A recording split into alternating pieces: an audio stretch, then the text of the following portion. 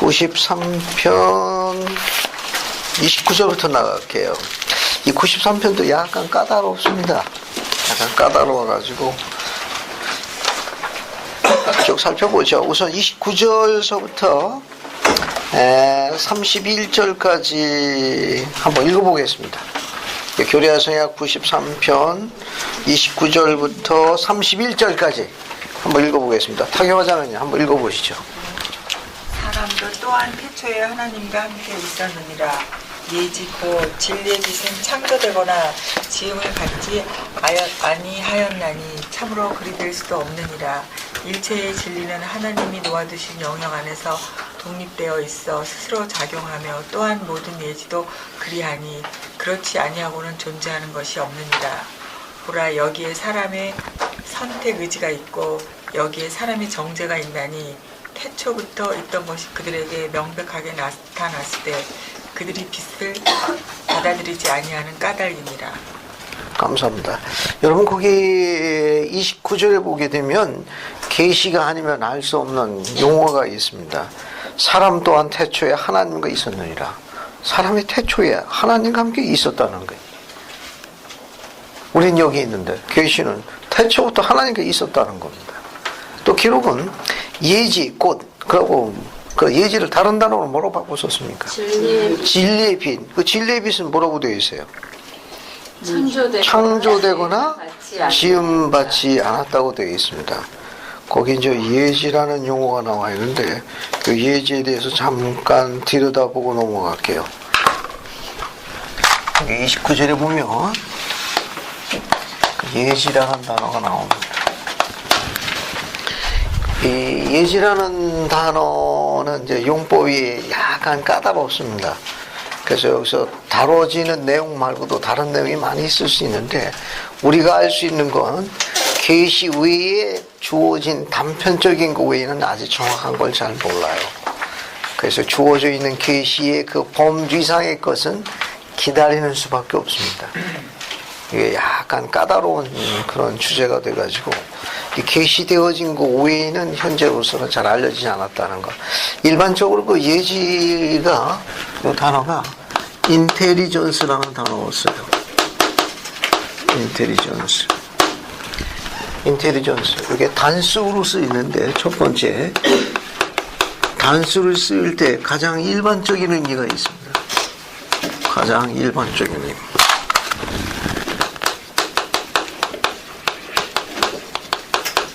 가장 일반적인 의미는 지혜와 동의어로 쓰인다는 거. 제일 많이 쓰이는 거. 지혜와 동의어. wisdom. 날이 습하니까 백목이 다 나가네.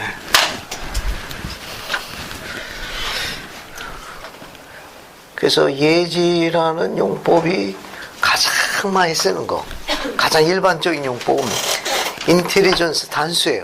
단수 쓰여가지고 가장 일반적으로 쓰는 건 학문적 어떤 기민성, 학문을 받아들이는 어떤 그런 특정 정도라는 의미를 갖고 있는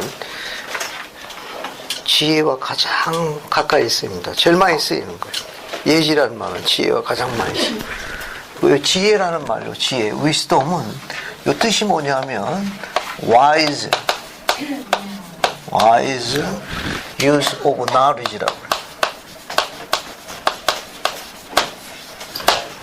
그러니까 지식, knowledge 하면 지식이라는 겁니다. 지식을 어떻게 사용하는 거예요? 현명하게 use, 사용. 무엇을? 지식을. 그것을 뭐라고 그러냐 우리가? 지혜라고 그래요. 그 지혜의 가장 일반적인 의미, 그 예지가 아주 제너럴하게, 평범하게, 일반적으로 제일 많이 쓰이는 용법은 지혜라는 용법과 동의어로 쓰인다는 거예요. 그럼 지혜는 뭐냐?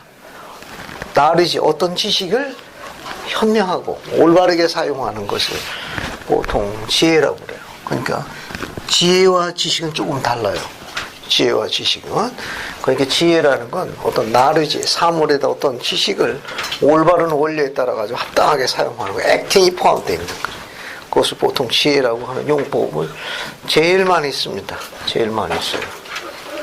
예, 인텔리전스 하게 되면 단수로 쓰여가지고 가장 일반적인 의미는 뭐와 동의어다? 지혜와 동의어입니다. 그리고 지혜와 동의어로 쓰일 경우에 그 용법의 뜻은 무엇을? 지식을 어떻게 사용하는 거예요? 현명하게 사용한 지혜와 동의어로 쓰이는 겁니다.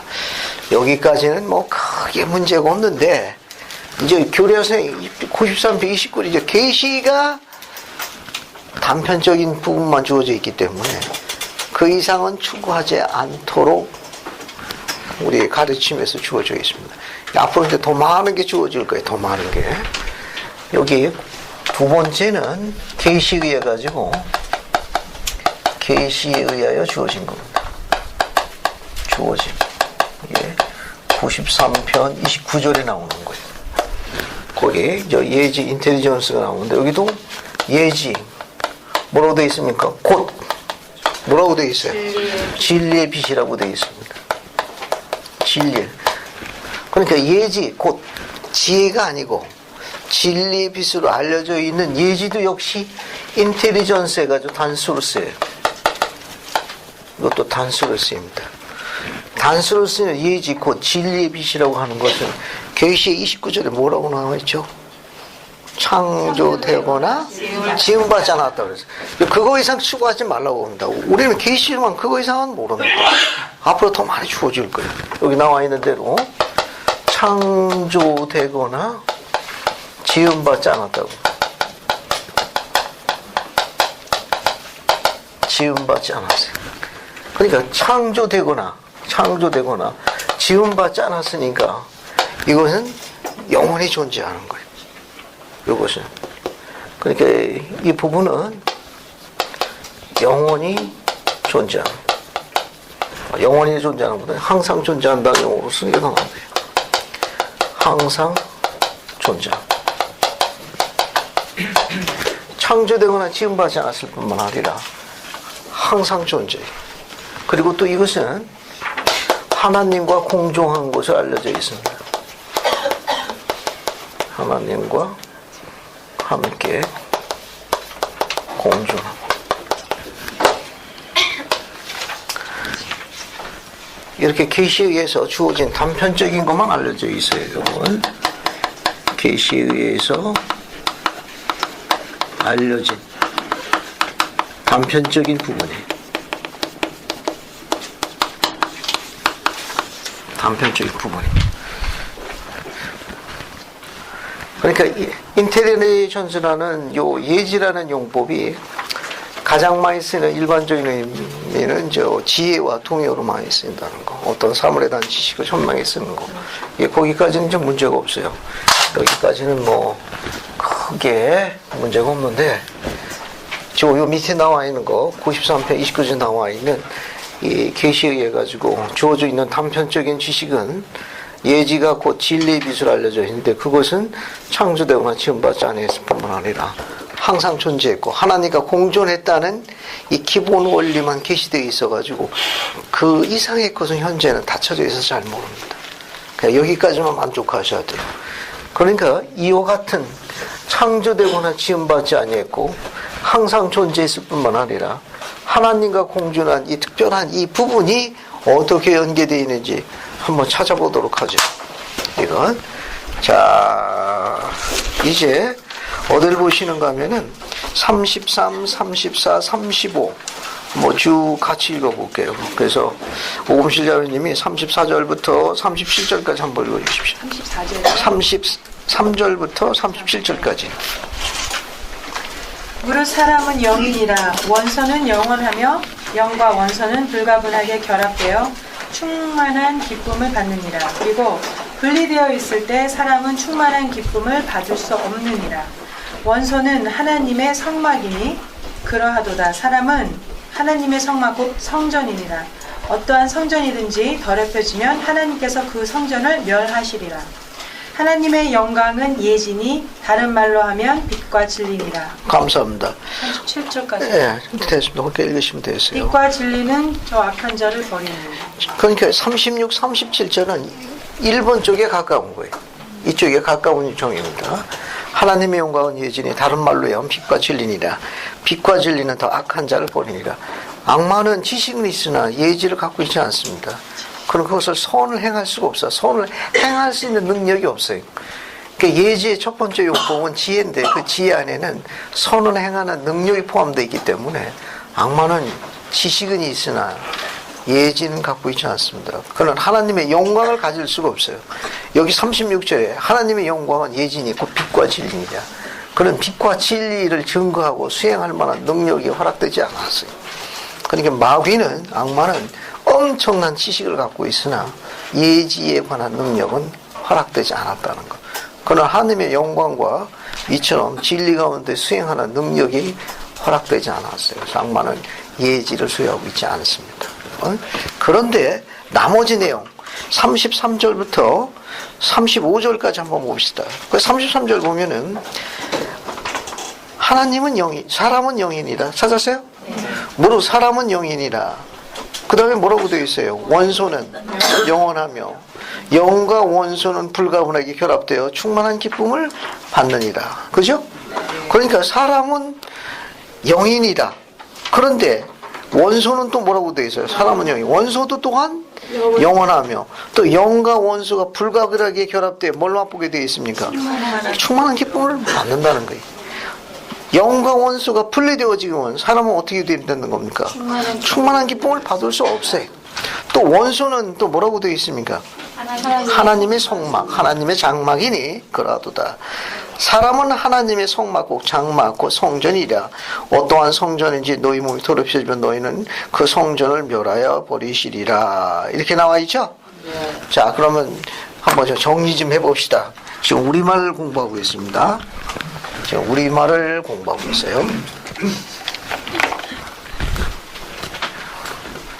자, 여기서 생각해 봅시다. 그럼 여기 보면은 여기 29절 보면은 사람은 태초부터 하나님과 함께 있다고 되어 있어요.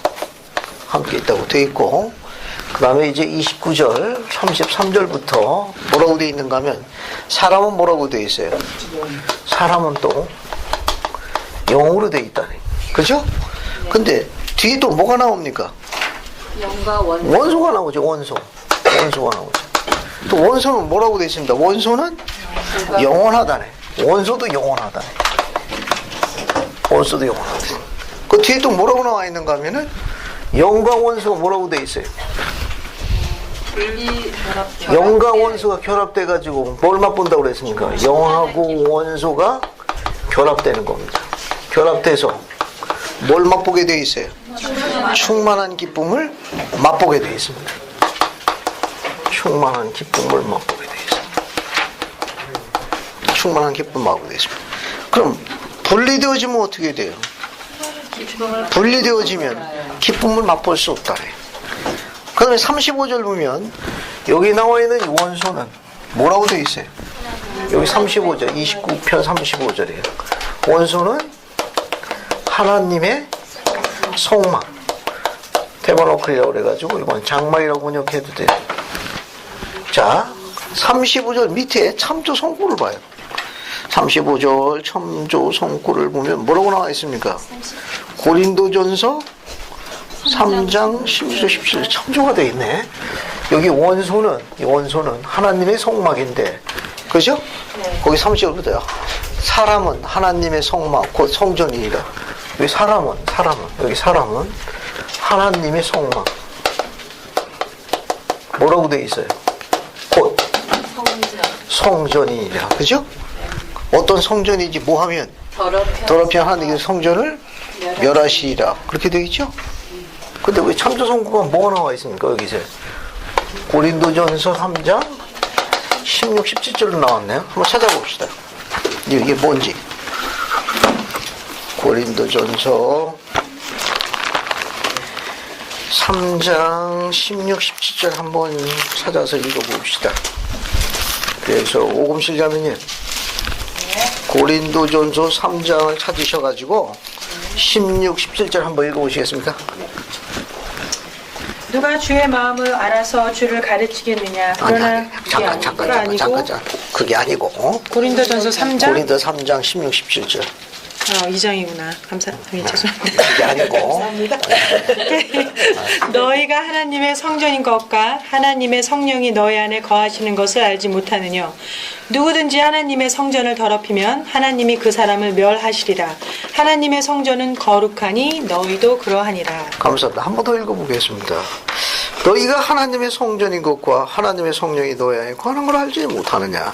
누군지 하나님의 성전을 더럽히면 하나님이 그 사람을 멸하시리라. 하나님의 성전은 거룩하니 너희도 그러하니라. 여기 하나님의 성전은 사도 바울이 뭘 비유한 겁니까? 이 고린도전서 3장 16, 17절에서 여기서 하나님의 성전은 뭘 비유한 거예요? 우리 육신을 비유한 거예요. 우리 육신. 지난번에 공부한 거 이야기하게 되면은 사람은 뭐와 뭐의 결합이라고 그랬어요? 사람은 영과 육의 결합이라고 그랬어요. 그죠?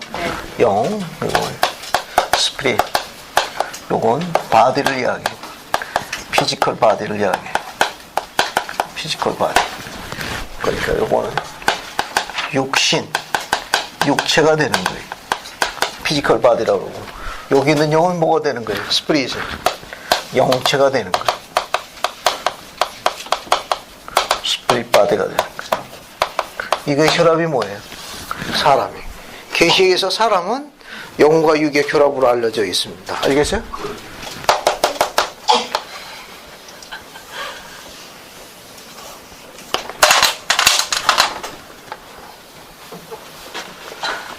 좀 더.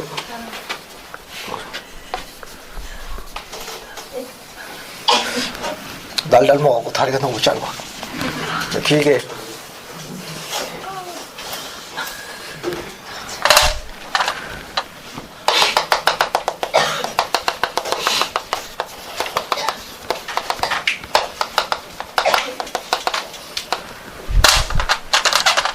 예, 사람이에요. 알겠습니까? 사람은 이게 뭡니까? 이게 육신이에요. 우리 육신. 그 안에 뭐가 있는 겁니까? 영이 있는 거예요. 우리 계시로 우리는 알려져 있는 과학적인 근거가 아니고 계시에서 사람은 영과 육의 결합으로 알려져 있어요. 그런데 계시에 주어져 있는 저 내용에 보면은 사람이 하나님이 뭐라고 그랬습니까? 성전이라네. 그죠? 또 바울도 뭐라고 그랬습니까? 너희 몸이 하나님의 성전인 줄 알지 못하느냐. 그러니까 이 사람이 하나님의 영의 인도를 받으면 뭐가 되는 거예요? 그 육신이 성전이 되는 거예요. 이해하시겠어요? 네. 이 사람이 영과 육을 받은 이 사람이 하나님의 영의 인도를 받아서 영이 깃들게 되면 그 육신은 하나님의 영이 깃들고 그 하나님의 인도대에서 머무르게 되면 그러면 그 육신은 뭘로 전환되는 거예요? 하나님의 영이 거하는 곳이니까, 거하는 장소니까 성전이 되는 거예요. 됐습니까? 우리 육신이 얼마나 중요한지 아시겠어요? 만약에 이 성전에 하나님의 영이 거하지 않으면 우리 육신을 주님께서 뭐라고 얘기했습니까? 멸하시겠다. 구원받지 못하겠다. 이야기했어요. 그럼 결국 지금 계시에 하게 되면은 33절에 사람은 영이니라. 그죠? 그럼 여기서 이 영은 뭘 나타내는 것 같아요? 여기서 있는 영은 이쪽에서 뭘 나타내는 겁니까? 스피릿. 사람은 영이니라. 결국 뭐예요? 스피릿 바디가 되는 거예요. 여기는 육은 뭘 이야기합니까? 육은 하나님의 성막이라고 30절에 또 되어 있어요. 하나님의 성막, 하나님의 성전, 뭘 이야기하는 겁니까? 육신이 되는 거예요. 영과 육이 충만한 기쁨을 맛보려면 어떻게 해야 돼요? 두 개가 결합이 돼야 되는 거예요. 만약에 분리되면 기쁨을 맛볼 수 없는 거예요. 결국 이 말은 뭐냐면은 우리 육신이 얼마나 소중한지 이것이 행복의 대원리라는 걸 설명하는 거예요. 육신이 없으면 이런 충만한 기쁨과 행복을 누릴 수 없습니다. 이 육신 때문에 창세전에 뭐가 일어난 거예요? 천국전쟁이 일어난 거예요.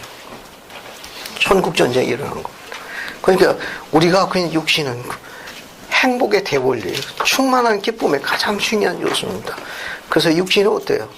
작으면 작은 대로 구박하지 말고 잘 보살피고 사랑해야 돼.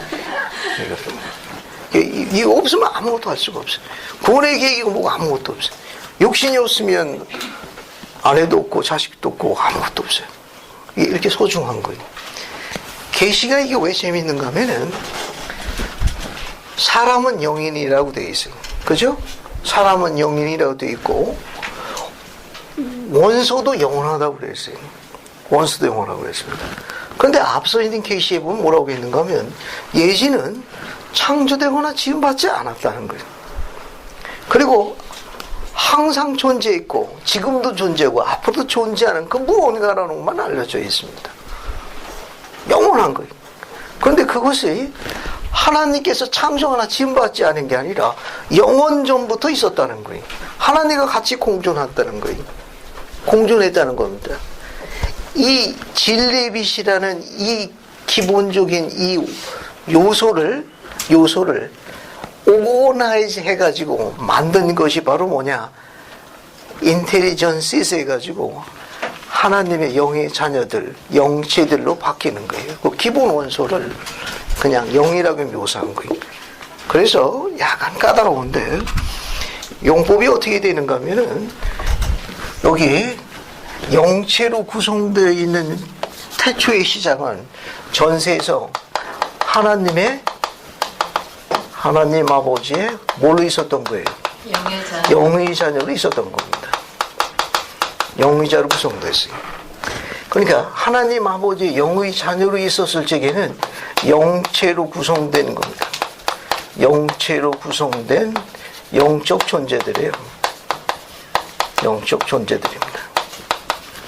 영적 존재들입니다. 이런 존재들을 나타낼 적에는 이런 존재들을 나타낼 때는 이 단어를 갖다가 영의 자녀라면 스피릿 칠드런이라고 해요. 스피릿 칠드런 오브 더 파더라고 해요. 오브 더 파더. 우리가 영의 자녀로 있을 때는 하나의 완전한 영적 인간의 개체를 나타내. 영적, 육신만, 필면의 육신만 없고 영초로 구성된 영적 인간을 이야기해. 그런 영적 인간일 적에는 영의 자녀라고 이야기합니다. 그 영의 자녀라고 이야기할 때는 스피릿 칠드런인데 이때 스피릿은 여기 나와 있는 영체로 구성된 거 언급하는 거예요. 근데 여기 나와 있는 영의 자녀들, 요 단어들을 다른 용어로 또 뭐라고 쓰는가 하면은 복수로 써가지고 인텔리전시즈라고 그래요. 복수로. 반드시 복수가 돼요. 이게 복수로 쓰이게 되면 인텔리전스라는 이 단어가 복수로 쓰일 경우엔 뭘 나타내느냐? 듣고 있습니까? 네. 여기 나와 있는 창조되거나 지음받지 않고 항상 존재했고 하나님과 공존했던 그 기본 그 요소가 있어요. 그 영적 요소가 있습니다. 더 쉽게 하면 영적 원소라는 건데 그게 단수가 인텔리전스예요. 다른 용법으로. 이것을 하나님께서 조직하셨어요. 오거나이즈 했습니다. 그 기본 원소를, 영적 원소를 그 아주 중요한 기본 자료예요. 그거는 하나님이 짓거나 만든 것도 아니고 영원 전부에 있던 그 무언가가 있습니다. 그 무언가를 진리의 빛이라고 알려지는 이 인텔리전스라는 것을 형상화했어요. 즉 그것을 우리가 뭐라고 하는가 하면 경전에서는 조직했다고 설명해요. 오거나이즈 한 거예요. 조직해가지고 영적 인간으로 만들어졌어요. 그것이 영체로 구성된 영적 인간으로 만들어졌는데 그것을 교리적으로 영의 자녀라고 부릅니다. 그 영의 자녀라고 부르는 걸 뭐라고 설명하는가 하면 다른 용어로 조직된 예지들이라는 호칭으로 같이 써요. 조직된 예지들이라고 같이 씁니다. 그래서 아브라함서 3장 보세요. 약간 까다로운데 아브라함서 3장 보세요. 아브라함서 3장 22절 보세요. 봤습니까? 이제 주께서 아브라함에게 뭐라고 되어 있어요? 세상이 있기 전에 조직된 예지들을 보여주셨더라. 됐죠? 거기 아브라함서 3장 22절 보면은 창세전이니까 세상 직경이에요. 전세를 이야기하는 거예요. 전세에 뭐가 있었다는 거예요? 조직된 칠판 보세요. 제 설명이 더 빨라요. 조직된 예지들을 본 거예요. 알겠어요? 조직된 예지들.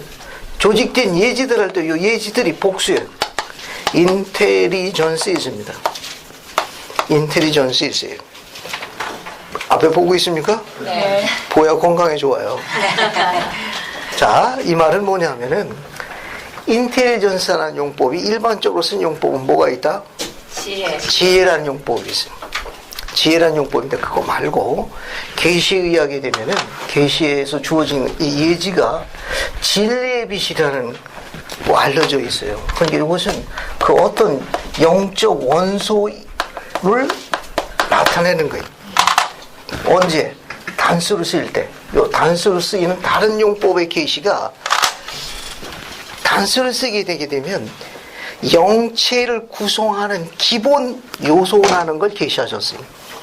근데 그 기본 요소가 영체를 구성하는 요소이기 때문에 그걸 그냥 영적 원소라고 설명하겠습니다.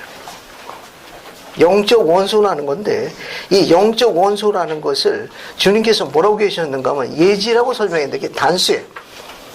이 단수로 쓴 진리의 빛으로 알려진 그 영적 원소는 영체 인간, 영의 자녀를 구성하는 기본 원소입니다. 이것은 영체를 구성하는 영적인 원소예요. 근데 이 영적인 원소가 창조되거나 지음받지 않았고 하나님과 공존했으며 항상 존재한 그 무언가라는 것만 알려져 있어요. 단편적인 것만. 그 이상은 몰라. 근데 그것을 그 영적 원소의 인텔리전스라는 그 단수로 구성되는 이 영적 원소를 하나님께서 오거나이즈 했어요. 형상화했어요. 형상화해서 영적 존재, 영적 인간으로 만드셨어요. 그게 영의 세계, 태초의 영의 세계, 전세라는 곳에서 우리가 영의 자녀로 태어난 거예요. 그 영의 자녀로 태어난 그 영의 자녀는 인텔리전스라는 영적 원수를 조직한 거예요. 그래서 그 용법을 뭐라고 쓰는가 하면 조직된 예지라고 쓰는 거예요. 조직된 예지라고 쓰는 거예요. 조직된 예지들을 쓴 이 예지들은 스피릿 바디로 구성된 영초에 구성된 영적 존재들이에요. 영적 존재들입니다. 그러니까 여기 나와 있는 거 이렇게 노란 것처럼 영적 존재들입니다. 영적 존재들. 근데 이것은 장차 필멸의 육신을 잇기 위한 예비적 그런 존재의 인간이라고 생각하시면 돼요. 그러니까 이 영체는 반드시 뭐와 결합되어야 되는가 하면 이 원소와 결합되어야 돼. 이 원소는 더 정확하게 하면 필멸의 요소를 이야기하는 거예요. 그 필멸의 요소와 결합되어야 돼. 자, 그래서 이런 영적 존재들, 그것을 조직된 예지들을 뭐라고 그러는가 하면은 여기 나와 있는 대로 하나님의 뭐라고 그래요? 여기 영의 자녀라고 그러는 거예요. 이게 영의 자녀로 알려진 존재들이에요. 그렇게 쓰는 용법이 있습니다. 이렇게 쓸 적에는 반드시 뭐라고 쓰냐? 복수로 써야 돼요. 복수로. 됐어요? 자, 이제 이쪽에다가 설명을 반복할게요. 칠판이 작네. 앞에 봐요. 자, 예지 용법 하나, 둘, 세 가지가 있다. 첫 번째, 제일 많이 쓰는 일반적 용법은 뭐다? 지혜라고 쓰는 거예요. 여기까지는 문제가 있다 없다? 문제가 없다. 약간 어려운 게 뭐예요? 2번, 3번이에요. 예지가 단수로 쓰이는 다른 용법으로 계시해가지고 뭘로 알려져 있는 게 있어요? 저기 뭘로 알려져 있습니까? 진리의 빛을 알려져가 있는데 계시에서 그것은 어떻게 되어 있어요? 창조되거나 지음받지 않았다는 거예요. 또 항상 존재했대. 누구와 함께 있었다는 거예요? 하나님과 공존한 진리의 빛이라는 예지라는 단수가 있다는 거예요. 그 단수 됐습니까? 그 예지라는 단수는 다른 용어로 쓰게 되면은 영적 원소라는 거와 동의어로 쓰입니다. 됐습니까? 영적 원소. 이것을 뭐라고 설명했는가 하면 이것을 이 영적 원소를 가지고 조직해요. 하나님께서 조직해가지고 형상화된 영적 인간 존재를 만들었습니다. 그런 때 뭐라고 쓴다? 복수로 조직된 예질이라고 쓰는 거예요. 요 예지라는 단수라는 영적 원소를 가지고 조직한 거예요. 형상화한 거예요. 그게 하나로 있을 적에는 형상화가 안 돼. 그냥 원소이기 때문에, 영적 원소이기 때문에. 그러나 그것을 실제로 형상화해서 영적 존재로 만들어낸 용법을 뭐라고 쓴다?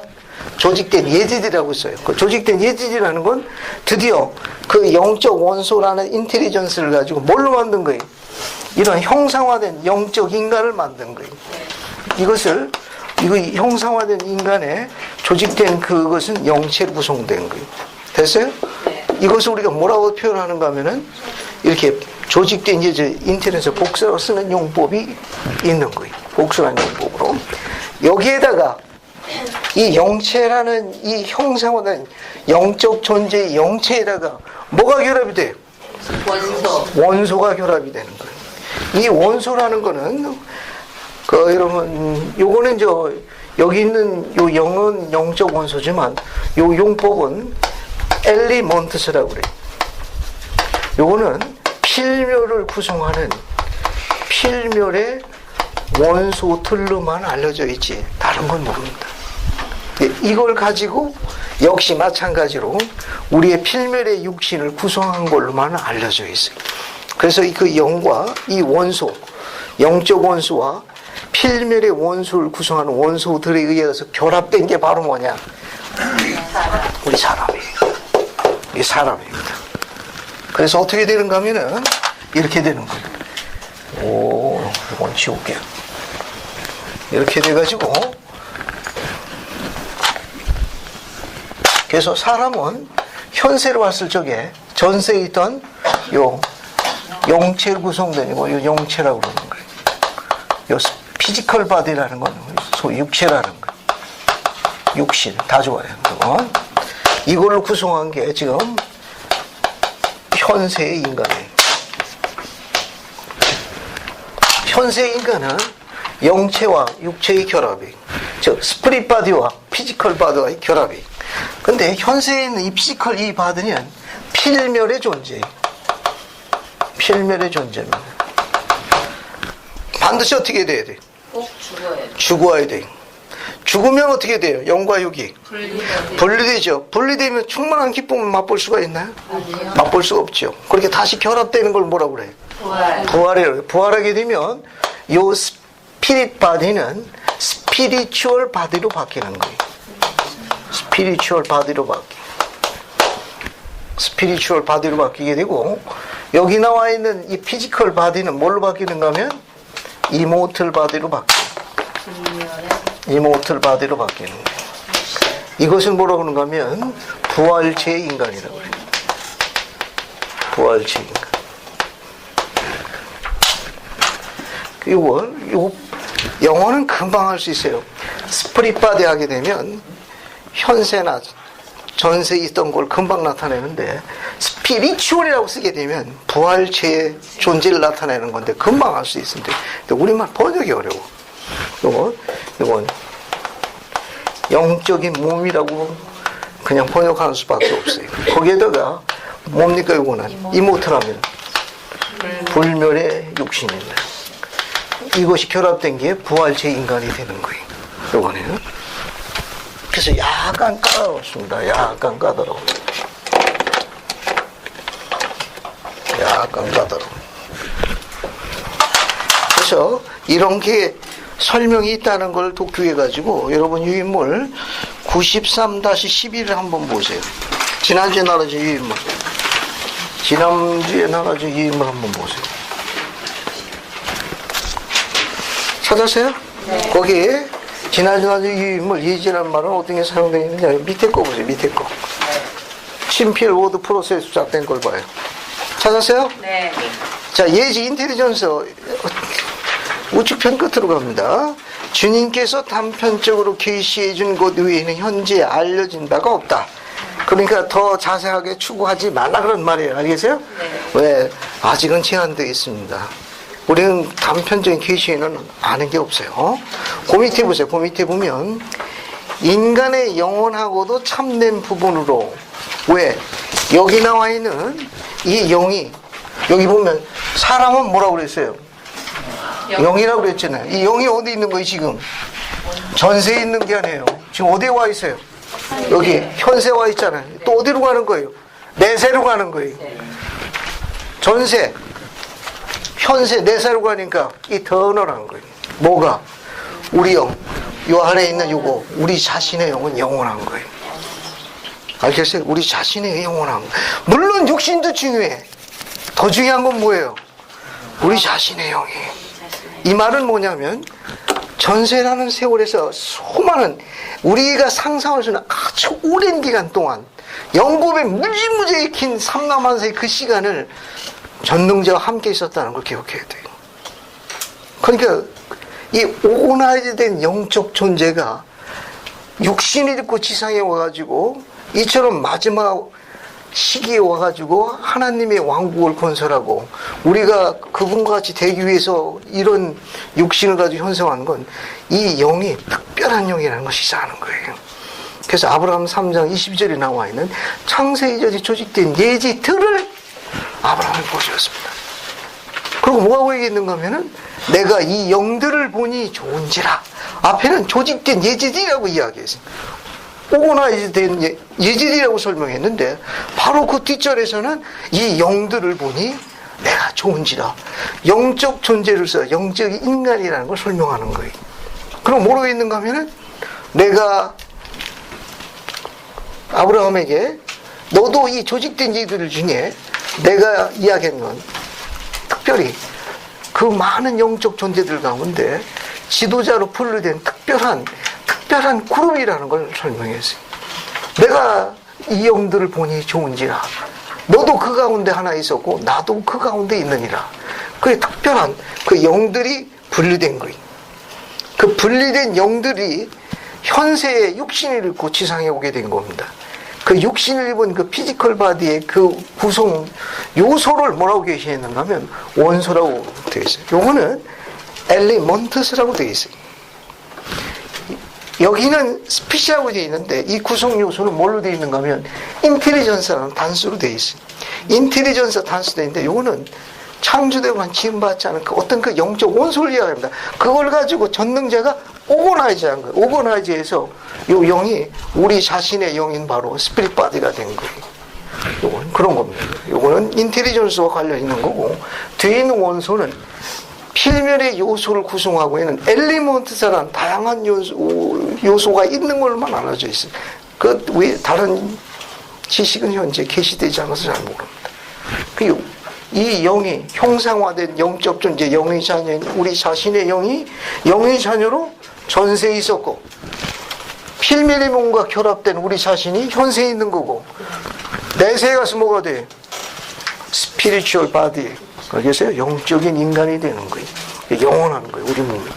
이거 우리 몸도 어떻게 돼? 육신도 이모틀 바디로 바뀌게 돼요.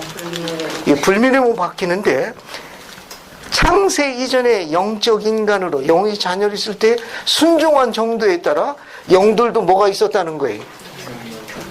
그룹이 있다는 거예요. 알겠어요? 네. 그게 그룹, 귀신도 등급 있잖아요. 그 영도 어때는 거? 우리 영들도 전세에서 등급이 있었다는 거예요. A급, 알겠어요? B급, C급, D급, 뭐 이렇게 쭉. 우리는 어디에 해당한 겁니까? VIP 그룹에 속한 거예요. 마찬가지로 필멸의 세상에 오니 필멸의 육신이 하나님의 말씀에 순종해준 데 따라 가지고 나중에 부활체에 복귀할 때 그 육신이 영광이 같다는 겁니까? 다르다는 겁니까? 다르다는 거예요.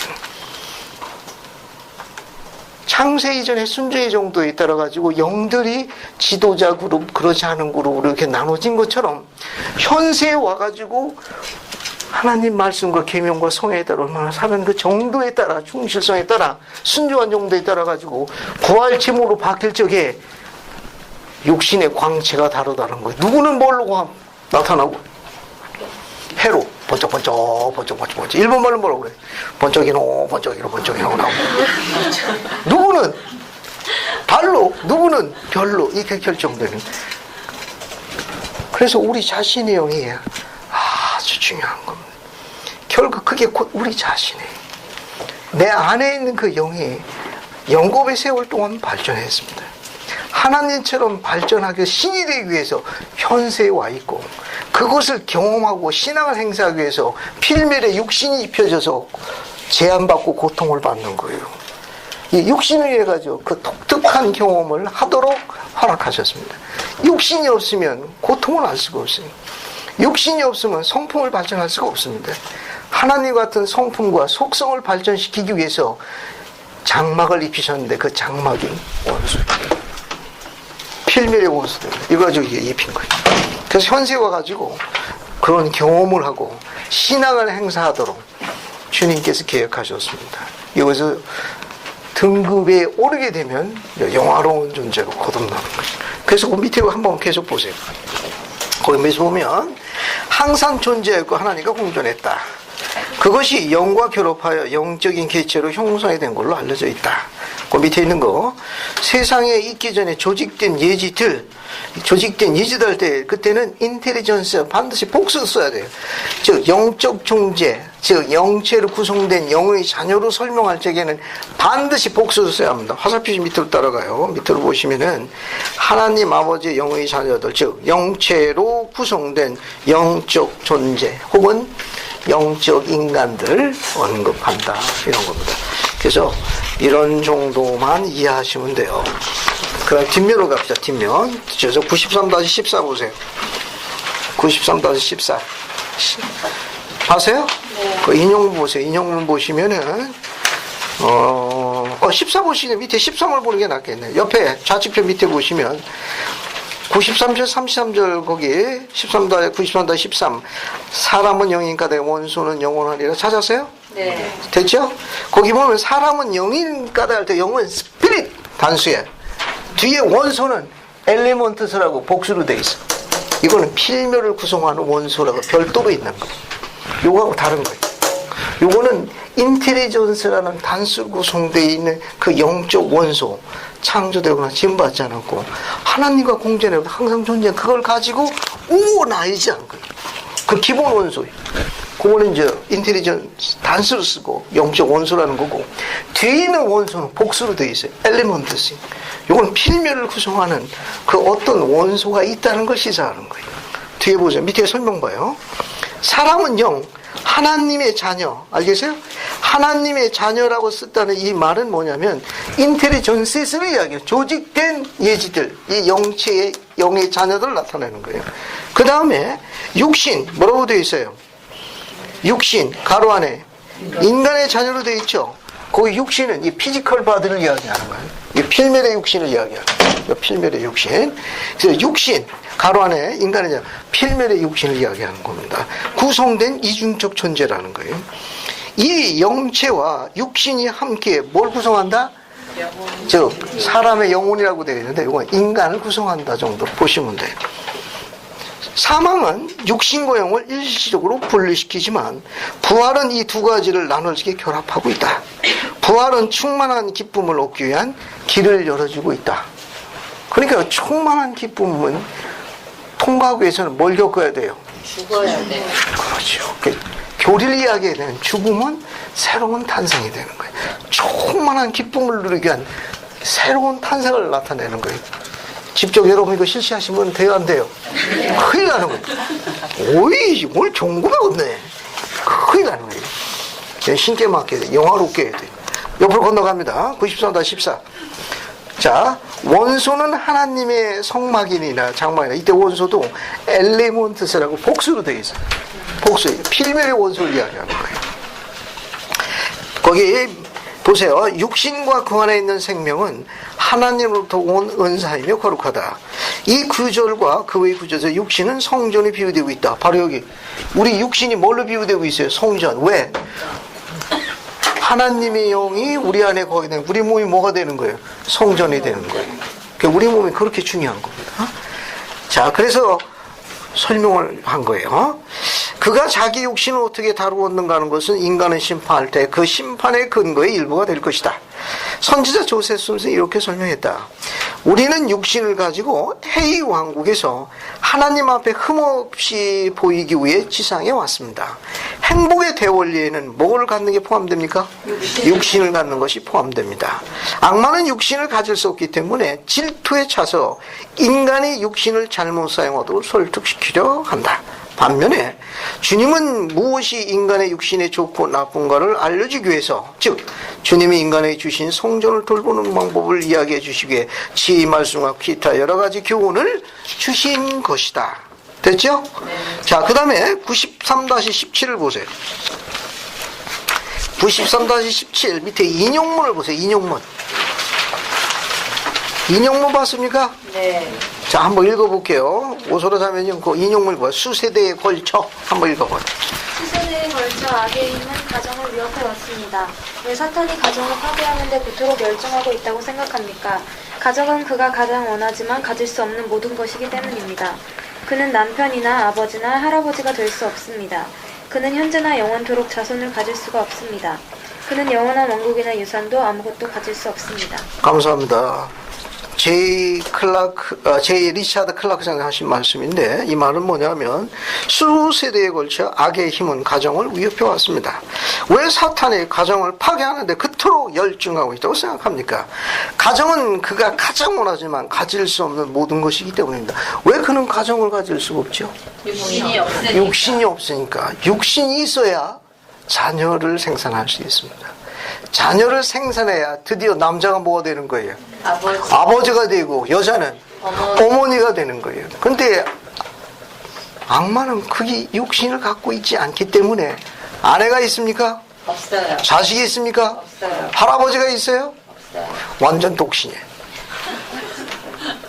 그리고 세상의 신이지만 그는 자기가 들어갈 무덤에 짧은 평소라도 소유하고 있습니까? 육신이 없기 때문에 그는 아무것도 없어요. 비참한 존재, 영원히 비참한 것. 따라서 그가 가장 갖고 싶지만 갖지 못하도록 창세전에 저주를 받은 게 바로 육신이에요. 따라서 육신은 진보의 첫 번째 열쇠. 육신이 있으면 해가지고 진보하는 거예요. 육신이 없으면 진보할 수 없어요. 그러니까 우리가 이 세상에 와가지고 목표를 세우고 노력하게 되면 진보하게 되어 있습니다. 즉 축복이라는 건 뭐냐면 진보를 나타내는 거예요. 저주라는 건 진보가 제한되는 거예요. 저주받았다는 건 더 이상 진보, 발전이 없는 걸 경전에서 저주받았다고 하는 거예요. 그러니까 우리가 경전에서 축복과 저주라는 용법은 뭐냐면, 축복이라는 건 진보하는 거예요. 발전하는 거예요. 절 봐요. 보고 있습니까? 네. 이렇게 혈혈 단신으로 세상에 왔습니다. 이 국제적 표준이라고 이야기하면 우리 딸내미가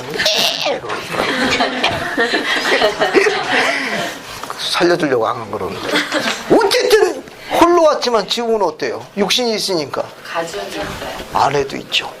저보다 더 큰 아들도 있고, 저보다 더 면적이 넓은 작은 아들도 있고, 그렇죠?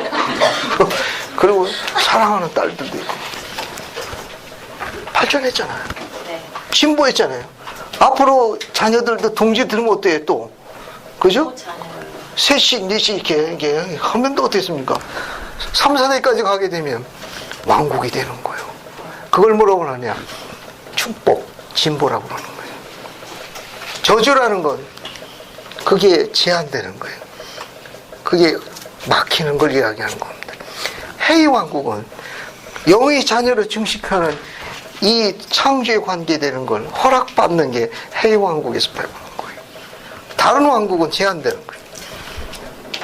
그런 의미에서 이제 구원이 제한받는다는 의미를 쓸 수 있어요. 육신은 행복의 큰 원리예요. 진보와 발전의 큰 원리라고. 우리 육신을 사랑해야 돼요. 그리고 요즘에 맛있는 게 얼마나 많아. 그죠? 지금도 이제 우리 딸내미 생각이 많이 나는데, 베스킨라빈스를 엄청 좋아해요. 그걸 이제 사다 주고 나면 먹으면서 막 짜증냅니다. 그럼 놀래가지고 혹시 내가 메뉴를 잘못 골랐나 싶어요. 뭐 이렇게 외계 이런 거 이것이 내가 또 잘못 골랐나 싶어 놀래가지고 또 그러면 짜증나, 양이 줄잖아. 아니 먹어가면서 어째라고 그걸. 육신이 있기 때문에 가난한 거예요. 이해하시겠습니까? 네. 삶이 아무리 우리를 핍박하고 우리를 힘들게 하더라도 육신이라는 건 기쁨물에서 허락된 게 신의 뜻입니다. 즐거운 한때를 만들어야 돼요. 의도적으로. 주님은 그래서 육신을 주신 거예요. 자, 그런 정도 보시면 돼서 이게 약간 까다로운 부분인데 제가 이야기한 자료와 내용 그 이상으로 더 이상 추구하지 마십시오. 이 정도면 좋아요. 앞으로 더 많이 주어질 거예요. 현재로선 제한되어 있습니다. 그 다음에 이제 38절부터 40절까지 읽어볼게요. 이 내용도 재미있습니다. 이것도. 그래서 저기 이해봉자매님 한번 읽어보실래요? 38절부터 40절까지. 교리하세요. 93편입니다. 모든 사람의 영은 태초에 무죄하였으며 하나님께서 사람을 타락에서 구속하셨으므로 사람은 그의 어릴 때에 다시 하나님의 앞에 무죄하게 되어 있느니라. 그리고 저 사악한 자가 와서 사람의 자녀에게서 불순종을 통하여 그리고 그들 조상의 전통으로 말미암아 빛과 진리를 빼앗아 가느니라. 그러나 나는 너희에게 명하여 너희 자녀를 빛과 진리로 양육하라 하였느니라. 감사합니다. 우리는 계시로 알려져 있는 겁니다. 세상에는 사람이 태어날 때부터 선하다고 그러고 악하다고 그러고 그것 때문에 시비를 논하는 철학적 가르침이 난무하고 있어요. 우리는 그런 게 개의치 않습니다. 우리는 계시를 믿습니다.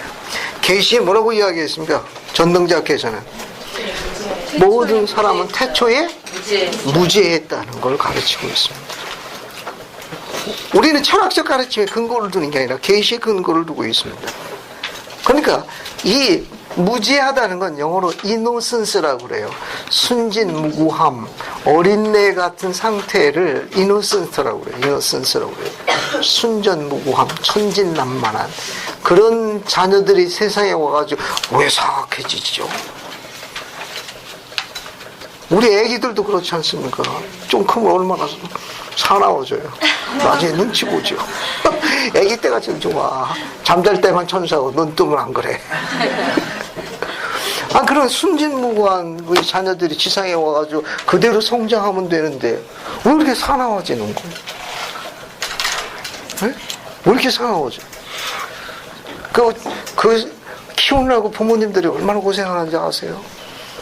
그냥 어머니 마음 노래 가수도 진자리 마른 자리 정말 나중에 좀 크면 어떻습니까? 부모님은 아침 식사 힘들어. 그래도 안 그렇습니까? 코심이 거북콩 나면 어때요? 그 아들내미 목소리가 그냥 더 높아져가지고 오늘 가족 기도회 이거 해야 돼. 그러면 내가 아침에 깨워가지고 저기 아침 세미나리 한번 던지죠. 새벽 3시까지 공부해서 그러면 다음날 왜 그렇게 된 겁니까? 왜 이렇게 된 거야? 무슨 왜 순진무구한 상태로 세상에 왔다고 계시돼 있는데 왜 이렇게 사나워지는 거야? 이영희자매님 식을 얻으니 사람이 내 것을 뒤로 이룬다고 표현하셨습니다. 감사합니다. 지금 이 계시에 나와져 있는 가르침에 보게 되면 우리 자녀들이 하나님께 나아가는 빛과 진리 가운데 양육되어야 되는데 그것부터 벗어나게 하는 두 가지 요소가 있습니다. 즉 인간의 자녀들을 하나님께 돌아가게 하도록 원래 그분이 계획하셨어요. 순진무구한 상태로 왔다가 하나님께 되돌아가도록 계획하셨는데 하나님께 되돌아가지 못하도록 악이 만든 요소가 두 가지가 있습니다. 하나님께서 인간이 하나님께 가도록 만든 길이 두 가지가 있고 악마가 막은 두 가지 길이 있습니다. 자, 여기 인간이 있습니다. 인간이 하나님께 되돌아가요. 이렇게 번쩍번쩍 하는 거 좋으신 분이에요. 하나님께 되돌아가 만든 두 가지 경로가 있어요. 하나가 뭐죠? 복음의 원리와 의식. 성약과 의식이. 성악과 의식을 통해 가지고 하나님께 되돌아갈 수 있는 만든 경로를 만들어 놨는데, 이 경로를 차단시킨 악이 만든 두 가지 경로가 있습니다. 그게 뭐죠? 39절에 있습니다. 순종. 93편 39절에 인간이 하나님께 되돌아가지 못하도록 악이 만든 두 가지 차단 요소가 93편 39절에 있어요. 뭡니까? 불순종. 하나는 불순종이고, 또 다른 하나는 뭡니까? 조상의 전통. 거기에 조상들의 전통.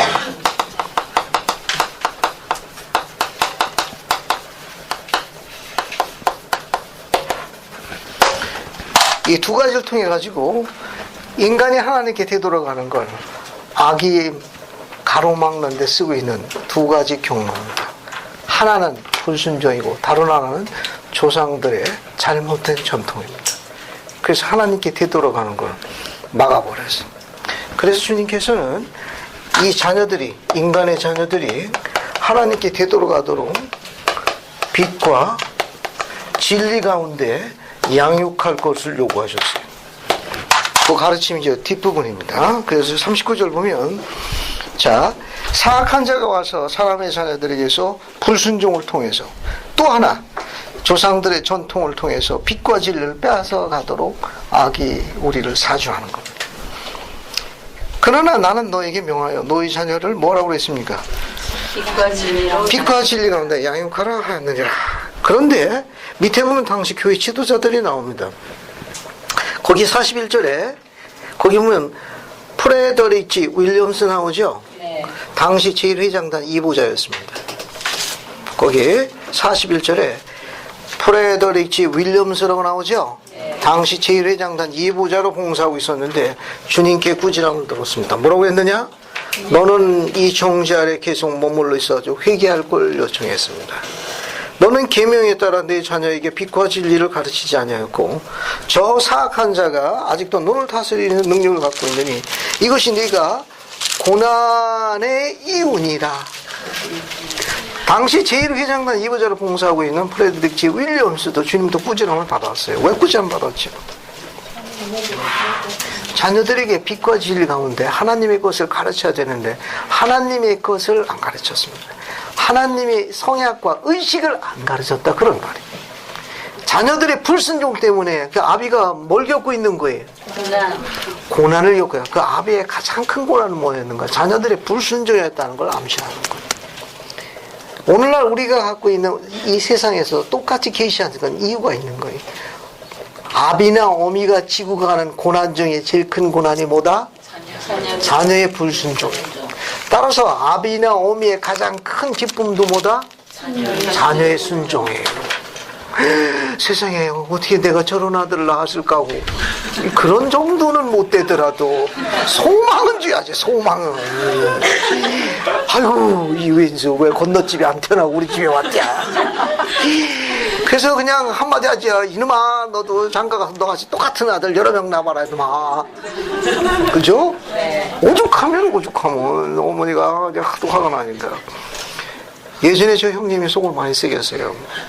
근데 우리 형님 보고 그 얘기 하시더라고. 이놈아 저놈아 하시더니 너도 똑같은 아들 낳아라 이놈아. 그때 무슨 말인가 했지. 아비가 자녀를 키우니까 어머니의 그 말씀의 진리를 이해합니다. 말 안 들으면 속으로 그 생각이 왔다 갔다 하거든. 이 계시는 아주 흥미로운 겁니다. 즉 프레드리키 윌리엄스라는 주님의 종이 높은 종이었어요. 하지만 그가 지고 있는 고난 중에 제일 힘든 건 뭐였느냐? 그가 하나님 앞에 자녀들이 바르게 안 그런 거예요. 하나님 앞에 바르게 걷지 않는 자녀 때문에 고통이 심했던 겁니다. 마음이 아팠던 거예요. 그러면 우리가 그 다른 기록에서 자녀가 부모에게 기쁨을 주는 글에 대해 가지고 요한은 재미있는 글을 하나 썼습니다. 자, 우리 한번 볼까요? 어딜 보시는가 하면은 요한 3서 1장 4절을 봅시다. 유다서 앞에 나와 있어요. 요한 3서 1장 4절 보세요. 그 조태환 형제님, 요한 3서 1장 4절을 좀 읽어주십시오.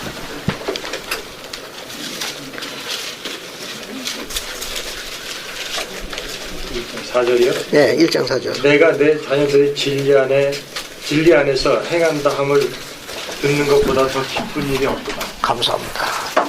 사도 요한이 이 글을 남겼습니다.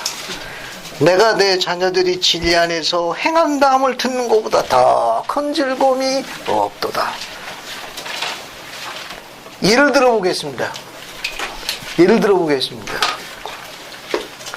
우리가 이처럼 주어지는 이 계시자 요한, 사도 요한의 가르침대로 자녀가 주 앞에 바르게 걸어가고 있는 것, 즉 진리 안에서 행하고 있다는 소식만큼 부모를 기쁘게 하는 게 없어요.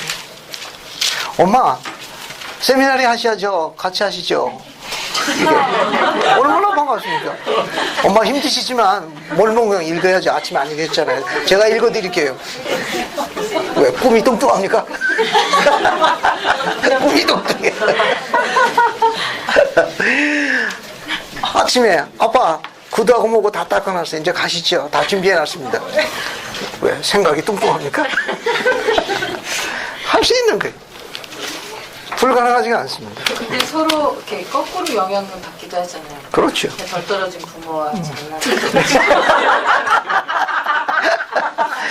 어쨌든 자녀가 부모를 축복할 수 있습니다. 네. 부모가 그렇지 않다 하더라도 네. 자녀의 영향이 굉장히 커요. 예. 그 믿거나 말거나 시리즈입니다. 알겠어요? 판권을 제가 없이 인용할 때 제 승인을 받아야 합니다. 자녀가 진리 가운데 거함으로 인해 가지고 부모를 축복한 그 특별한 경험과 축복은 이 교회가 갖고 있는 특권이에요. 이 교회의 자녀들, 우리 자녀들은 영계에서 있을 적에 하나님께서 6,000년 동안 끌어안고 있다가 보내신 특별한 혈통과 가족관계에 성별된 자들입니다.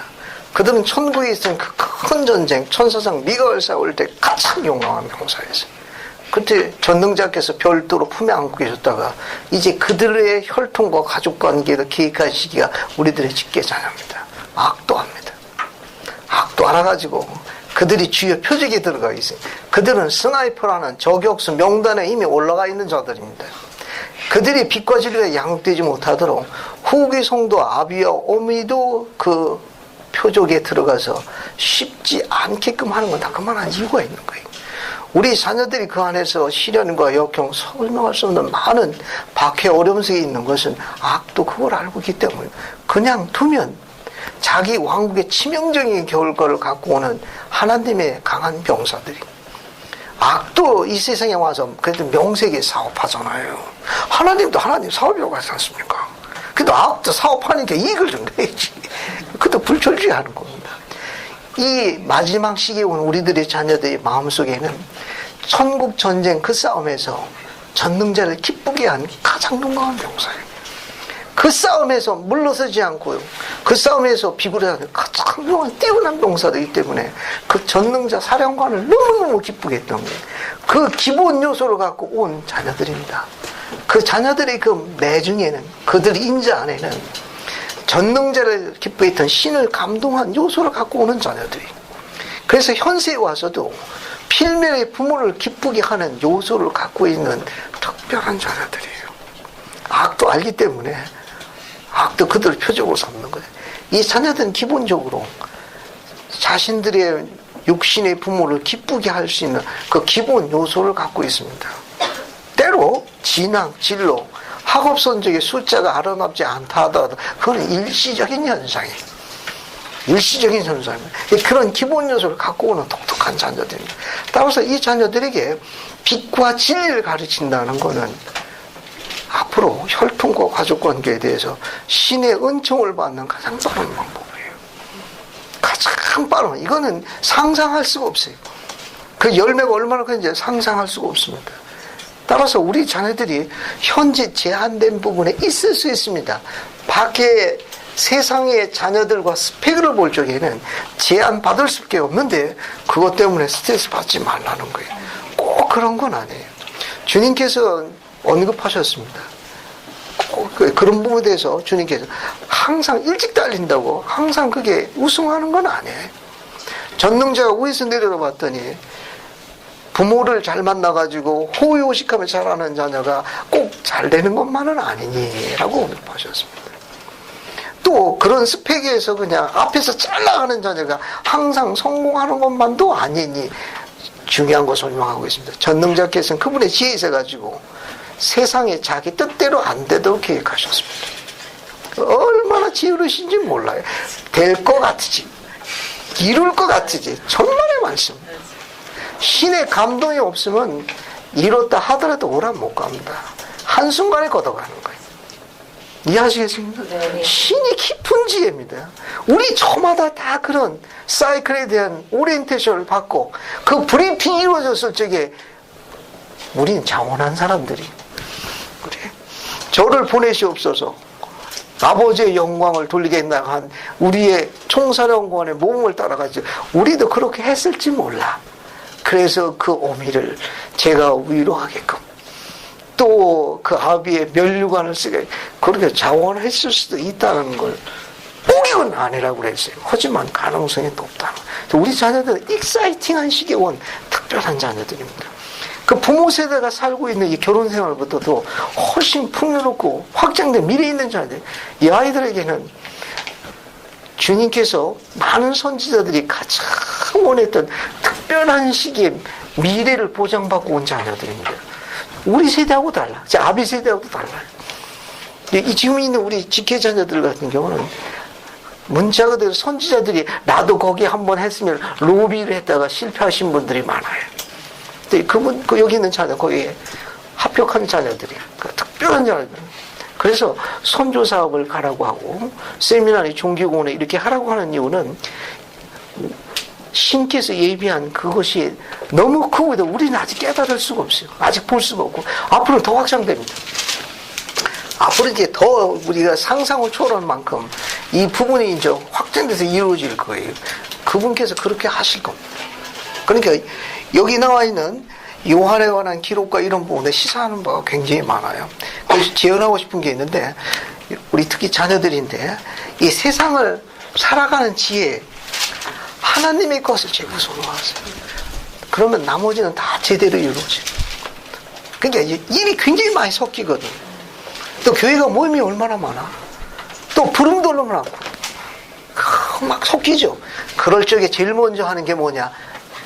하나님의 것을 제일 먼저 수행하는 거예요. 하나님 것을 제일 먼저 수행하면 나머지 세상 것들은 이제 제자리로 착착착착착 돌아가가지고 신께서 각 여러분마다 자녀마다 appointed time이라고 해요. 그죠? 지정한 시기가 있습니다. 그 시기까지 지켜보시겠다고 하셨어요. 그의 신앙의 날개를 무게를 달아보시겠다고 제정하셨답니다. 그 시기까지 그가 하나님의 것을 어떻게 비중을 두는가를 보시고 그분이 지정하신 시기에 들어게 되면 그분이 들어올리시고 천사가 수중도도록 계획하셨다. 한순간에 이루어지는 거예요. 한순간에 다 이루어집니다. 지금 그 뜻을 잠언에서 이렇게 감춰놨어요. 잠언 한번 볼까요? 생각난 김에. 자, 지금 이야기한 그게 한순간에 이루어지는 게 어디 나오냐? 잠언에 있어요. 잠언 16장 15절 봅시다. 이거 설명하고 안 오더라고요. 잠언 16장 15절. 한번 읽어볼게요. 저기 오이선점에 한번 읽어봐요. 잠언 16장 15절. 927쪽 찾아가지고 한번 크게 읽어봐요. 왕의 희색은 생명을 숲은 안에 그의 은택이 늦은 비를 내리는 구름과 같습니다. 감사합니다. 한번 더 읽어볼게요. 왕의 희색에 생명이 있나니 그 은택이 뭐라고 되어 있습니까? 왕의 은택이. 아파 보세요. 여기 왕의 은택. 여기 왕은 하늘왕을 이야기하는 거예요. 하늘왕, 하늘에 계신 왕. 하늘에 계신 왕. 앞에 보세요. 설명 간단하게 넘어갈게요. 인간 세상에서도 왕이 모든 걸 다 갖고 있죠. 네. 왕이 부릅니다. 왕이 이렇게 불러요. 그죠? 왕이 이제 일이 온다. 큰 소리 온다. 그러면 큰 소리 왕 앞에 어떻게 가야 돼요? 큰 소리가 중솔, 소솔 이렇게 하게 돼요. 우측이 되나? 괜히 또 뭐 잘못했나 싶어가지고 두려울 게 아닙니까? 그죠? 네. 근데 갔더니 왕의 얼굴이 어때? 희색이. 그냥 희색이 만면한 거예요. 그럼 우리 마음은 어떻습니까? 왕 앞에 나갈 적에.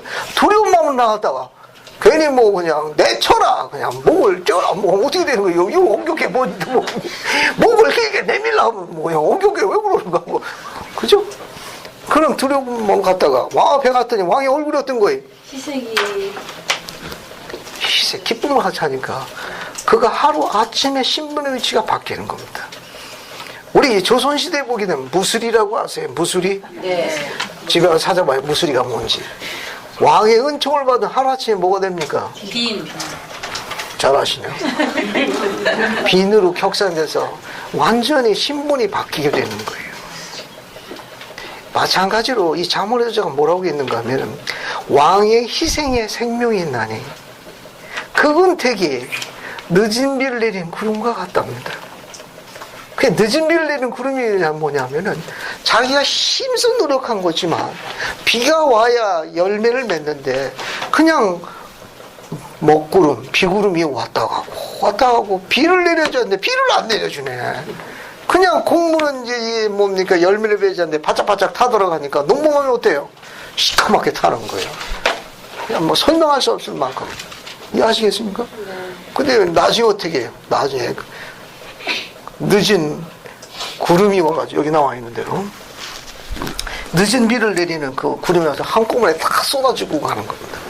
한순간에. 이 구름은 전능자의 은혜의 손길을 이야기하는 겁니다. 지정된 시기에 그분께서 이 늦은 비를 내리는 구름을 한순간에 다 한순간 하늘에 쏟아지니까 엄청난 거예요. 감당하기 어려울 정도. 이런 부분에 대해서 한번 검토해 볼 필요성이 있습니다. 그 안까지 잘 견디실 필요성도 있고요. 뒤에도 넘어갑니다. 뒤에 나가서 또 다른 종류 얘기를 한번 보죠. 43절 보세요. 93절, 43절. 자, 거기서 보면 43절에 만일 내가 건짐을 받고자 한다면 내 자신의 집에 뭘 세우라고 그랬습니까? 질서를 세우라. 43절입니다. 이는 내 집에 옳지 아니한 일이 많이 있습니다. 이 계시는 주목할 만한 이유가 있는데 가정 안에 있는 가정 상태, 영적 상태에 대해서 주님이 알고 계시다는 걸 지적하는 거예요. 주님이 기쁘시지 않다는 걸 지적한 겁니다.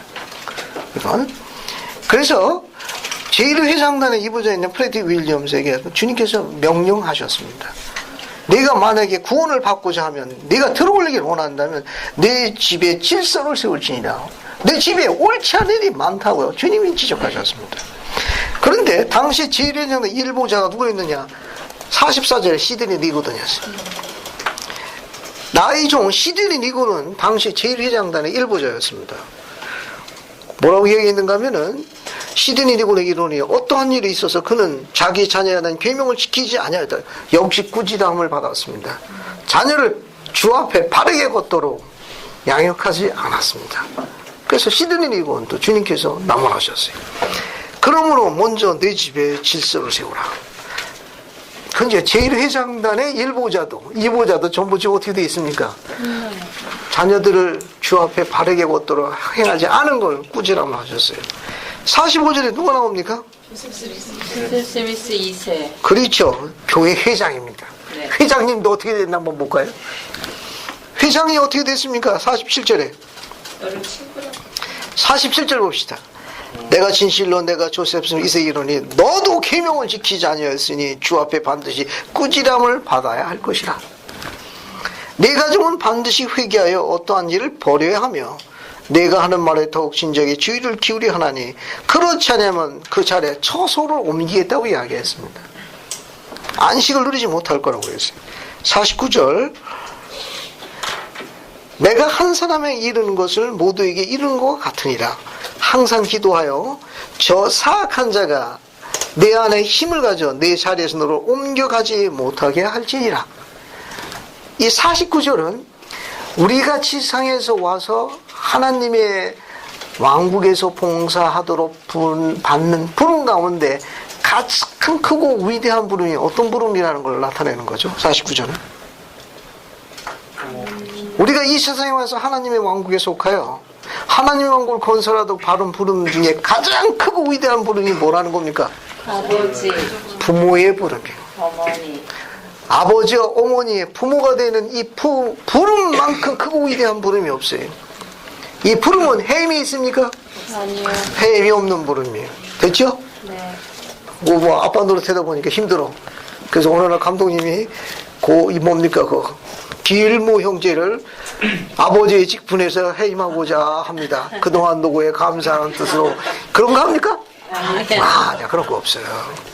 했으면 좋겠지. 했으면. 자, 이제 얘기를 원점으로 돌아가겠습니다. 이 말은 뭐냐면은 인간이 지상에 와서 하나님의 왕국에서 가장 중요한 기본단은 가정입니다. 이게 제일 중요한 요소. 거기서 모든 기쁨과 행복이 다 담겨 있는 거예요. 우리 진정한 의의 발전은 가족이 영원히 계속되는 거예요. 사악한 자가 뺏어가는 게 아니라 영원한 아비로서 딸을 키워보니까 딸은 행복의 미래입니다. 생각만 해도 즐거워. 물론 아들도 그만한 가치가 있습니다만 아들보다는 딸은 아비의 특별한 행복과 미래에 대한 기쁨을 주는 추억의 산물이 딸이에요. 그 딸을 아비로서 영원히 있고 싶은 소망이 있습니다. 주 앞에 바르게 거래할 충분한 이유를 갖고 있어요. 충분한 이유를 갖고 있습니다. 이 49절은 부모의 부름이 얼마나 위대하고 하나님께 허락하는 귀중한 부름이라는 걸 나타내는 그 부름을 다시 강조한 부름입니다. 그냥 보면 눈에 안 띄지만 인간의 지상에서 갖는 가장 크고 위대한 부름은 아비의 어미의 부름입니다. 이 부모를 우리에게 허락하신 그 이유는 하나님께서 신뢰하셔서 그가 충실하고 굳건하고 강직하니까 내가 너에게 허락한 내 자녀들을, 내 부모를 손상시키지 말고 다시 함께 오라, 그런 말입니다. 그걸 뺏기지 말고 넘기지 말고 내게 갖고 오라. 가장 믿을 만한 위탁자로 성인됐을 때 이 특권이 주어지는 거예요. 얼마나 아름다운 특권이에요. 우리 심부름꾼이거든. 그 심부름을 잘해야 나중에 어떻습니까? 용돈을 많이 타는 거예요. 우리도 주 앞에 가서 이 심부름에 대해 가지고 상급 받으려고 할 거예요. 그때 주님께서 잘했다 하면서 더 많은 용돈 주실지 누가 합니까? 그 설명을 한 내용이에요. 50절 보세요. 50절 보면 그러면 지금 제1회장단 세 분이 다 꾸지람을 받았죠? 네. 그럼 감독님 어떤 거 한번 봅시다. 또 감독님 50절 나의 교회의 감독이 나의 종 누가 나와 있어요? 리얼케 히트니도 징계를 받아 마땅하다. 총체적으로 문제가 있네. 그죠? 감독님도 꾸지람을 받았습니다. 자기 가족의 질서를 세우며 삶과 그들의 가정에 더 부지런히 마음을 쓰며 항상 기도하는지 확인할 필요가 있나니 그렇지 않으면 그들은 그 자리에서 옮겨진다. 이 옮겨진다는 뜻이 뭡니까? 가족이 뭐가 되는 거예요? separate, 분리된다는 거예요. divide 된다는 거예요. 하나가 안 된다는 거예요. 잊어버린다는 겁니다. 그 자리에서 옮긴다는 거예요. 지금은 갖고 있으니까 관력이 나한테 있는 거지만 디바이드 된다는 거예요. 세퍼레이트 된다는 거예요. 잊어버린다는 거예요. 만약 네가 그리 하지 않게 되면 결국은 네 처소에서 옮겨질 것이라고 경고하신 거예요. 우리 유인물 맨 마지막 거 하나 봅시다. 93-18 거기에 벤스 회장님이 가르치신 게 있어요. 벤스 회장님이 거기 보면 가정의 질서를 세운다는 건 무슨 의미냐? 내 가정에, 내 집에 질서를 세우라고 이야기했죠? 네. 그 내용을 한번 읽어보겠습니다. 한번 읽어볼게요. 저기 이원장님 한번 읽어보시겠습니까? 가정의 질서를 세운다는 것은. 가정의 질서를 세운다는 것은 하나님의 계명을 지키는 것을 의미합니다. 이것은 가정에서 여러분과 여러분의 동반자와 또한 여러분과 자녀들 사이에 조화와 사랑을 가져다 줍니다. 가정의 질서를 세운다는 것은 매일매일의 가족 기도를 통해서 가능하게 됩니다. 감사합니다. 제가 한 번 더 읽어볼게요. 가정의 질서를 세운다는 건 하나님의 계명을 지키는 건데 그 계명이 어떤 계명이라는 거죠? 가족 기도를 이야기하는 거예요. 그 가족 기도인데 앞에 어떻게 하는 가족 기도입니까? 데일리, 매일매일의 가족 기도입니다. 손 들라고 하나 할게요. 알겠어요? 손 들라고 하나 할게요. 앞에 보세요. 손 들라고. 자, 앞에 보세요. 주님께서 계시하셨어요. 이 세상 가장 위대한 분, 부르면 부모가 되는 겁니다. 근데 그 부모에게 자녀를 빛과 진리에 양육해서 내게 데려라고 이야기하셔가지고 계명을 지킬 것을 요구했었습니다. 그 계명이 뭐냐? 자녀를 빛과 진리 가운데 양육하라는 계명이 바로 가족 기도예요. Daily Family Prayer라는 겁니다. 매일매일의 가족 기도를 이야기하는데 그 매일매일의 가족 기도를 손자 조셉스는 문장을 이렇게 바꿔 썼습니다.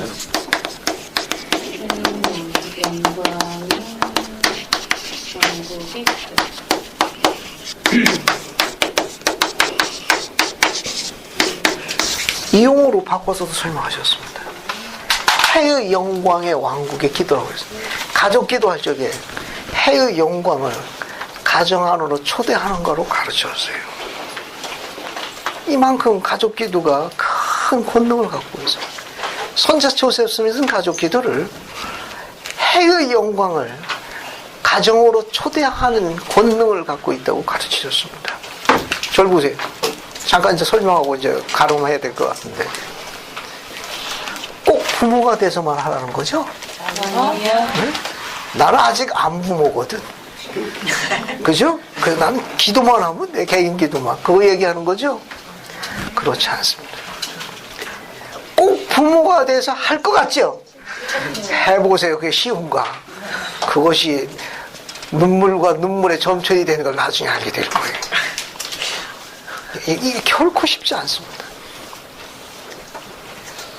가정을 그런 소망을 갖고 있는 미래의 젊은이가 지금부터 가족 기도를 할 수 있으면 훨씬 더 주님께 기뻐하십니다.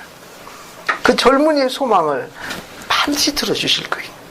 주님은 믿음대로 축복하시겠다는 그분의 중요한 약속을 갖고 계십니다. 믿음대로 성취될 거라고 약속하셨어요. 만약에 어느 한 젊은이가 그런 가정을 꾸려가기를 소망하고 그거에 대한 하나님께 간구하면서 실제로 그것을 집행한다고 하면 수행한다고 하면 주님께서 그런 가정을 이루도록 도와주실 거예요. 반드시 도와주십니다. 즉, 이 메시지는 뭘 의미하는가 하면은 가족 기도에 관련되어 있는 이 축복이 우리가 하나님의 계명을 지키는 요소로 직접 계시하셨기 때문입니다. 혹시 여러분 가운데 가족 기도를 통해 가지고 누린 기쁨이라든지 그런 경험이라든지 아니면 그런 걸 통해 가지고 혹시 평강을 누린 어떤 경험이 있는 분이 있습니까? 혹시 자녀들 가운데 아니면 부모님들도 좋습니다. 특히 가족 기도를 통해 가지고 평강이나 어떤 특별한 간증을 갖고 있는 자녀 있어요?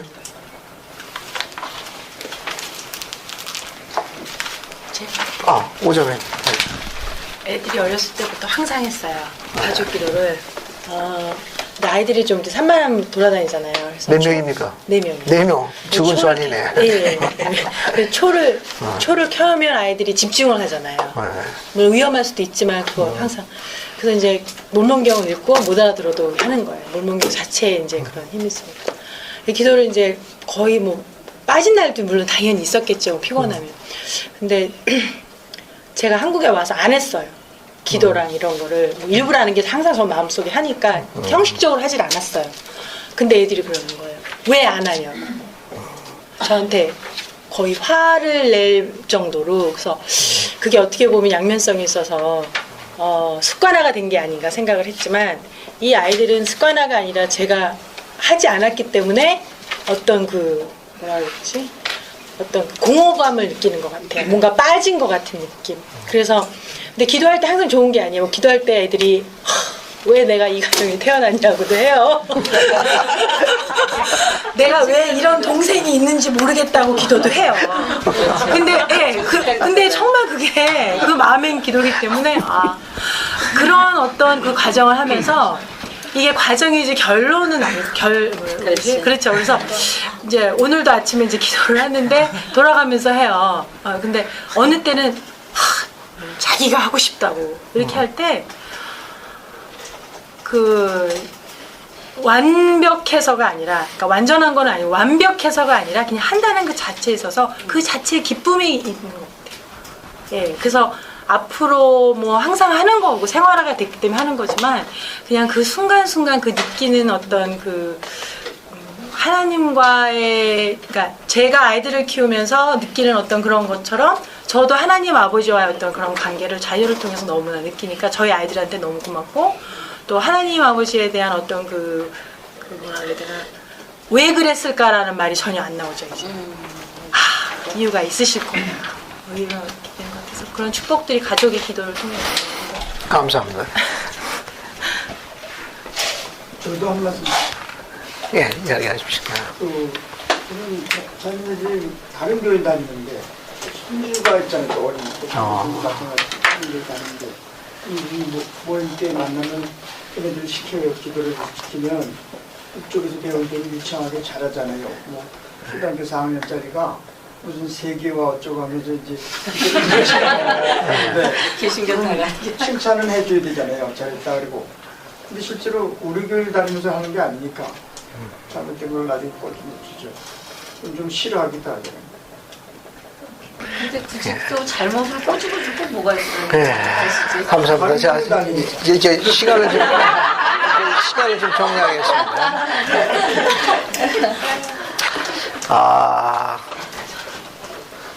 오늘 이 간증을 마감으로 하겠는데, 제가 지금까지 가정을 꾸리면서 계속 살아오는 동안에 교회를 맨 처음 왔을 적에, 벌써 이제 세월이 많아가지고 한 37년 전이에요. 그때 자그마한 지부에 속해 있었습니다. 그때 한 4, 50명 정도 나왔는데, 거의 대부분이 청소년이었지만 몇 가족이 있었습니다. 그 몇 가족은 가족 회원이었어요. 그 아버지와 또 어머니와 자녀들이 함께 예배 오는 모습이 2단위, 3단위, 일부다처에 관계없이 마음에 굉장히 와닿았습니다. 저는 그런 기억이 별로 없습니다. 아버지가 어머니하고 함께 이렇게 손을 잡고 이렇게 하는 그런 추억이 거의 기억이 잘 없습니다. 근데 그 교회를 갔더니 그 가족 단위로 이렇게 함께 예배 보는 모습이 그런 2단위, 3단위 이미 알고 있었습니다. 또 일부 다쳐도 알고 있었고, 또 우스갯소리 그랬습니다. 왜 그 좋은 계시를 지금은 안 하느냐고 할 정도 그런 여유도 가지고 교회를 다녔습니다. 그런 거 다 떠나가지고 그 얼마 안 되는 작은 교회에서 그 가족이 누리고 있는 그것을 소유하고 싶었습니다. 또 그렇게 하고 싶었고, 그런 소망이 자리 잡고 있기 때문에 다른 세상 사람들 이야기는 그런 크게 중요하지 않았습니다. 건물 사이즈도 안 중요했고, 그들이 이야기하는 그런 교리적인 것도 제게는 크게 중요하지 못했습니다. 다만 그 교회가 가지고 있는 가정은 지상의 천국은 왜 그 스티커가 이 교회가 가지고 있는지, 왜 가정은 지상의 천국이라고 되어 있는 그것이 너무 알고 싶었습니다. 어떠한 성공도 가정에서 실패를 보상할 수 없다고 가르치는 이 교회 지도자의 가르침이 좋았습니다. 그게 알고 싶었고, 나도 그렇게 살고 싶었습니다. 그래서 이 교회가 어떤 구성 요소나 그거 보고 예배나 양식에 서투르고 어색하고 엉성했다 하더라도 전혀 양념 미치지 못했습니다. 그냥 좋았습니다. 그리고 그들 무리에 함께 속하는 게 좋았어요. 서투르고 어색하고 세련되지 않은 사람들이 있지만 순수하고 참으로 친절한 분들이었습니다. 또 따뜻한 분들이었고, 내가 그들의 소속이 되고 싶어하는 끊임없는 동기를 보여줘서 침례에 대한 소망을 갖게 해주는 그런 가족 회원들이 있었습니다. 그 젊은이에게 그런 소망을 가져다 준 것이 바로 이 교회입니다. 그 교회에서 개종하고 난 다 2달 있다가 신권의 시간에 가족 기도를 배웠습니다. 왜 가족 기도를 하는 게 있었군요. 근데 아직은 저는 가족을 구성하고 있지 않았습니다. 인디안보다 더, 인디안 알죠? 서브에 보면 인디안보다 더 힘이 좋은, 등치 좋은 두 동생이 있었을 뿐입니다. 저녁 예배가 그 당시에 6시 반에서 8시에 끝났습니다. 가르침을 받고 난 다음에 집에 돌아가가지고 잠자리 들기 전에 인디안 못지않은 아주 힘 좋은 두 동생들에게 통보를 했습니다. 자, 지금부터 가족 기도를 실시하겠다. 해는 동쪽에 뛰고 서쪽에 지니 서쪽 볼을 해서 무릎을 꿇도록 한다. 두아우는 교회를 안 다녔습니다. 미치려면 곱게 혼자 미치지. 이제 병이 도진다는 데 해가지고 괴성과 벽에가 그냥 날라다니기 시작했습니다. 그러거나 말거나. 저는 무릎을 꿇었습니다. 하나님 아버지를 크게 불렀습니다. 감사하다고 이야기하고 태어나서 처음으로 두아우를 하나님께서요 허락해 주신 걸 감사드리는 태어나서 처음 감사하다는 거. 왜 이런 동생이 태어났느냐. 이런 두아우와 함께 있을 수 있도록 허락해 주신 거에 대해서 아비와 어미를 감사드렸습니다. 그리고 짧은 짓이나 몰목령을 몇 번 읽었던 터라 잘은 못하지만 도와주시면 니파이 같은 형으로서 그 길을 배신하지 않고 걸어가도록 도와달라고 기도한 날입니다. 그리고 서투른 기도였지만 내 형제들을 끝까지 지킬 수 있도록 도와달라는 서투른 기도를 한 날이었습니다.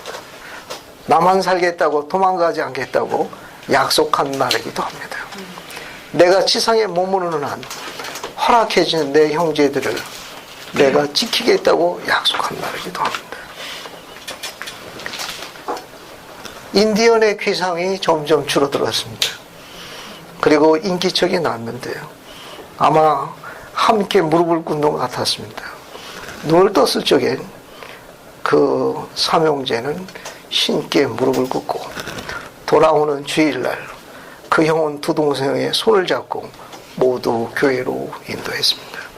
그로부터 2달 후에 그 형은 두 동생을 침례줬습니다. 그 동생들을 양육하고 빛 가운데 가족 기도를 통해서 매일 아침 저녁으로 돌아가면서 기도했습니다. 기도할 적에 동생들한테 당부한 게 있습니다. 몰몬기 니파이가 그랬더라. 계명을 지키면 번성할 것이요 계명을 지키지 않으면 쫓겨난다 하더라. 우리가 살 수 있는 건 오직 이것뿐이 계명 가운데 지키면 그분께서 번성케 하신다니 이 약속을 아침 저녁 기도 가운데 수행했습니다. 그 동생들은 가족 기도 가운데 양육되어져 나중에는 주님의 병사로 선교부에서 훌륭히 봉사했습니다. 돌아와서도 왕국에서도 열심히 봉사했습니다. 그 시작은 가족 기도입니다. 이 힘들하고 쉽지 않은 시기에 가족을 주시고 사랑하는 아내와 잘 중보에 대한 그 감사를 나눌 수 있는 가장 훌륭한 방법은 가족 기도를 통해서 하는 일입니다. 저는 이 시간만큼 행복한 시간이 없습니다. 여러분들에게 꼭 요구하는 건 아니지만 제일 행복한 시간은 가족과 함께 하루 열기할 적에 찬송가를 부르는 시간입니다. 왜냐하면 언젠가는 다 떠날 자녀들입니다. 언젠가는 그 목소리가 그리워할 날이 오겠지요. 물론 자녀들은 아비가 박자 음성이 많다고 많은 구박과 소름을 듭니다만 언젠가는 그 아비의 음성이 그리워할 날이 올 겁니다. 그것이 가족 기도입니다. 너무너무 아름다워. 제일 행복한 한때 24시간 중에 해의 영광의 평강을 누리는 그 기쁜 시간이 아침 저녁의 가족 기도입니다. 너무너무 아름다운 시간을 주님께서 그런 소망을 갖고 있는 젊은이를 축복하실 겁니다. 큰딸이 미국에 있습니다. 모녀사의 전화가 깁니다. 딸이 전화가 옵니다. 아빠? 아빠 잘했어요? 잘했지? 엄마 먹고 있어요? 왜? 뭐 물을 것도 없어. 물을 것도. 아빠 어떻게 지내? 아유, 잘 지내지. 엄마는요? 엄마 옆에 있다. 엄마 먹고 있어요? 그러면 그 전화가 얼마나 오래 가는지도 잘 모르겠어요. 뭔 얘기가 이렇게 많은지.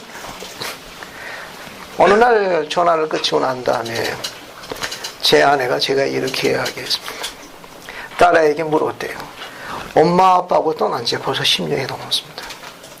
엄마 아빠하고 떠나고 있는 그 세월 동안 엄마 아빠한테 제일 기억나는 게 뭐가 있냐? 라고 물어봤답니다. 딸은 언헤지팅글이 조금도 지체하지 않고 가족 기도해요 라고 이야기했답니다. 엄마한테부터 어릴 때 배운 가장 기억 남는 건 어디 가서 맛있는 거 먹은 것도 아니고 쇼핑한 것도 아니고 선물 받은 것도 아니고 가족 기도라고 이야기했습니다. 그게 가장 기억에 남니다. 거기서 딸아이는 자기도 그렇게 살고 싶다고 이야기했습니다. 이 세상에 수많은 아름다운 모습이 있는데 신앙의 의미가 어린 자녀를 지키고자 촛불 켜고 기도하는 것만큼 전능자가 기뻐하는 모습은 없다는 걸 여러분의 구주 나의 구주 예수 그리스도 정합니다. 아멘. 아멘.